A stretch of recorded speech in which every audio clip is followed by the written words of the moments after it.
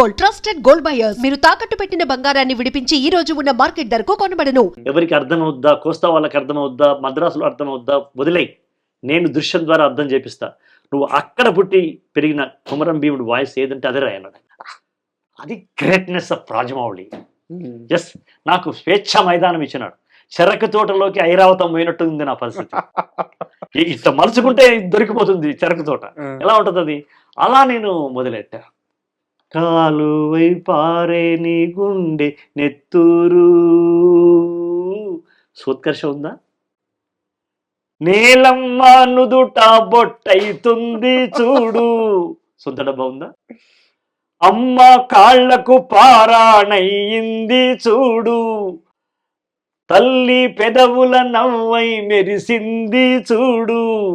లాఠీ తీసుకుని ముఖం మీద కొడితే ముఖం పగిలితే కూడా సంగపోళ్ళు ఎక్కడున్నావు అడుగుతున్నావురా, వాళ్ళు ఇక్కడ ఉన్నారా, నువ్వేమో గడ్డాలు ఉన్నారా అని అడుగుతున్నావు, వాళ్ళు ఇక్కడ ఉన్నారా అని ముఖం మీద కొడితే నవ్వుకుంటూ చచ్చిపోయింది ఒక ఆవిడ. మా అమ్మ చెప్పింది.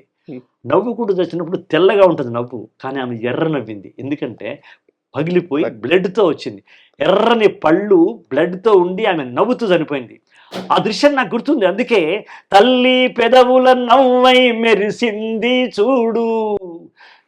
కొమురం భీముడో కొమురం భీముడో పుడమి తల్లికి జనమా అరణమిస్తివిరో.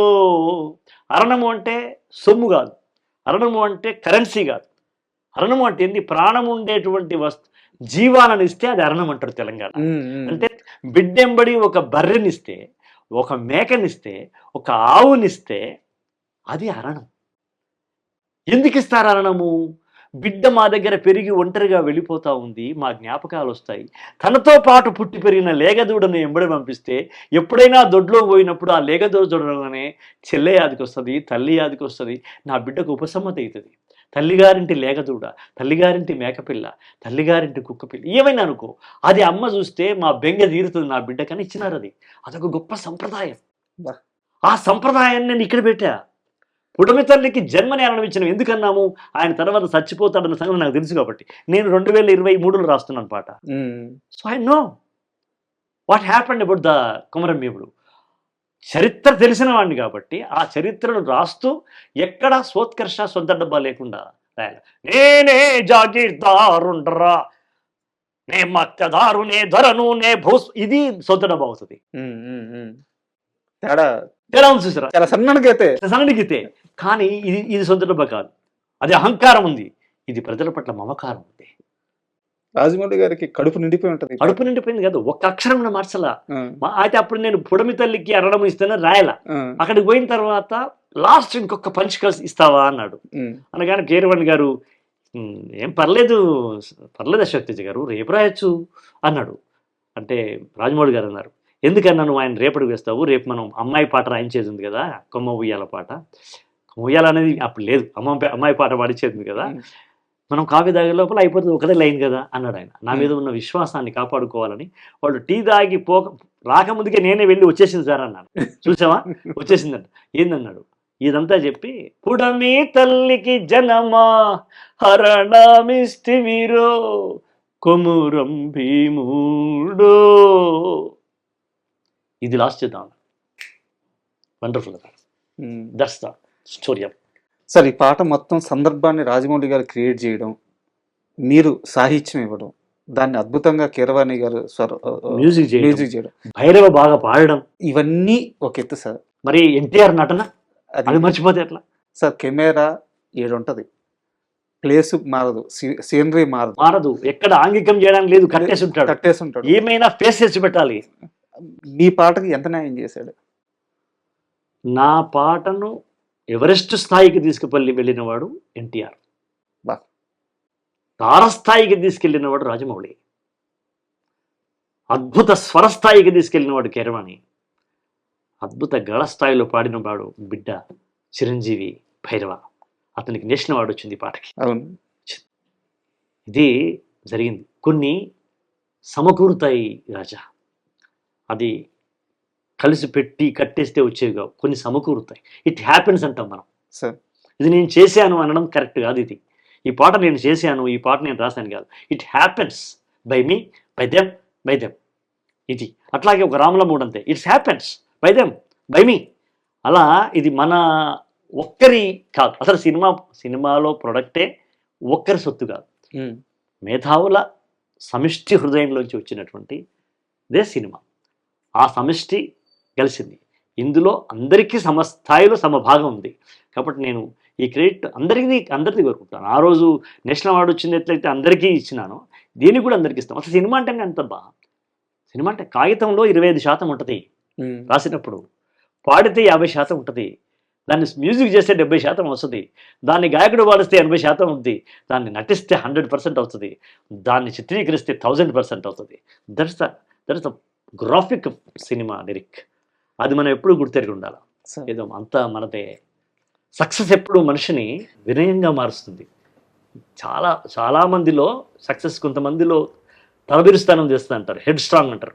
కానీ నిజంగా సక్సెస్ యొక్క గొప్ప లక్షణం ఏంటంటే సక్సెస్ వినయాన్ని ఇస్తుంది. అవునబ్బా ఏదో అంట. కమల్ హాసన్ గారు జాతీయ అవార్డు వచ్చినప్పుడు ఏమన్నారు, నాకంటే శివాజీ గణేశన్ తక్కువని కాదు కదా నాకు నేషనల్ అవార్డు వచ్చింది, ఈ సినిమాకి అలా కుదిరింది కాబట్టి నాకు ఇచ్చినారు అన్నాడు. కమల్ హాసన్ ఎలా అంటే హూ ఇస్ ద సుధారా శక్తేజ. It's happens. స్టోరీ, నటుడు, దర్శకుడు, గాయకుడు, ప్రేక్షకుడు, ఇన్ని చేసి ప్రేక్షకుడు పట్టించుకోలేదు అనుకో, 3 రోజులకి సినిమా మాయమైంది అనుకో, ఏమవుతుంది? అట్లా ఎన్నిపోయినాయి. సార్ చివరిగా మీ కెరీర్ మొత్తం మీద మీరు ఏ రోజు యూత్ని కిర్రెక్కిచ్చే పాటలు రాయలేదు? లేదు. ఐటమ్ పాటలు రాయలేదు? రాయలేదు. అసలు నాకు స్త్రీని ఐటమ్ అని పోల్చడమే చాలా హృదయాన్ని పగలగొడుతుంది మిత్రమా. Our mother, she our sister, that body herself it's a created body. ఒక శుక్రకణాన్ని తీసుకుని 9 నెలల బిడ్డగా మలిచి నవమాసాల యాత్ర చేసి పురిటి నొప్పుల బాధపడి బయటకు తీసుకొచ్చి ది గ్రేట్ బాడీ. మీరు ఆ తల్లి ఆ పెయిన్ మీద ఒక పాట కూడా రాస్తున్నారు. అవును కదా, ఆ రామలమ్మలో రాశాము, తల్లి పేగు మీద రాసిన నొప్పమ్మ ఇది అని రాశాం. అట్లాగే పురిటి నొప్పుల బాధ తెలియని పురుష జాతికి తల్లి వైద్యమే అని రాశాం నారాయణమూర్తి గారికి, అలు నీకు దండమే అని. అట్లా ఒక స్త్రీని పట్టుకుని ఐటమ్ అనడం అనేది నాకు చాలా అయిష్టమైనటువంటి, ఉచ్చరించరానటువంటి మాటగా భావిస్తాను. అలాంటివి దేనింత వరకు నా అదృష్టం ఏంటంటే, దాసరి గారి పుణ్యం ఏంటంటే, వీడు ఇది రాస్తాడు అని ఆయన నాకు ఒక ముద్ర వేసినాడు. ఆయన ఇండస్ట్రీ నన్ను అలాగే నన్ను ఉపయోగించుకుంది. నాకన్నా గొప్ప మేధోవంతమైంది ఇండస్ట్రీ. అశోక్ తేజతో ఏం రాయించుకోవాలో నాకన్నా గొప్పగా మా ఇండస్ట్రీకి తెలుసు. నా ప్రశ్న కూడా ఇదే సార్. అంటే మీది ఇప్పటికీ ఒంట్లో శక్తి ఉండే వయసే, మైండ్ పరంగా చాలా యాక్టివ్గా ఉన్నారు, విశాలమైన సబ్జెక్టు తెలుసు, చరిత్ర తెలుసు. కానీ మీకు సినిమా పాటల విషయంలో ఒక లిమిటేషన్ ఉంది. ఇప్పటికే ఎంతో సాధించేశారు. ఇకపైన మీ సినీ సాహిత్య ప్రయాణం ఎలా ఉండబోతుంది? మిమ్మల్ని వెతుక్కుంటూ రాబోయే మీ పాటలే రాస్తారా? ఇకపైన ఎలా ఉండబోతుంది? ఇప్పుడు నాకు సమంజసం అనిపిస్తే ఏ పాట అయినా రాస్తాను. ఇప్పుడు వచ్చిండే క్రీమీ బిస్కెట్ వేసిండే నాకేం సమస్య రాలా.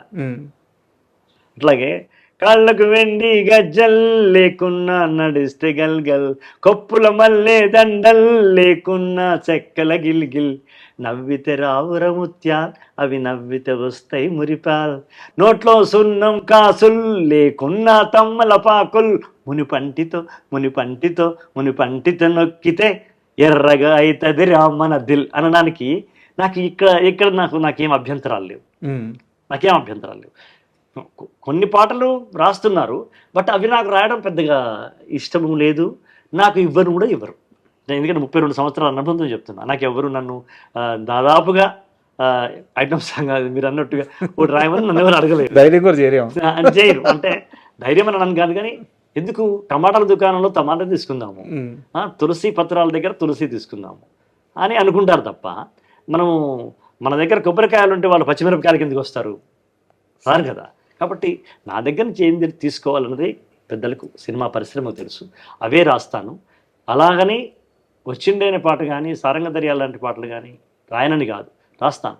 కానీ నాకంటూ కొన్ని నిబంధనలు పెట్టుకుంటాను నేను, అది రాస్తాను.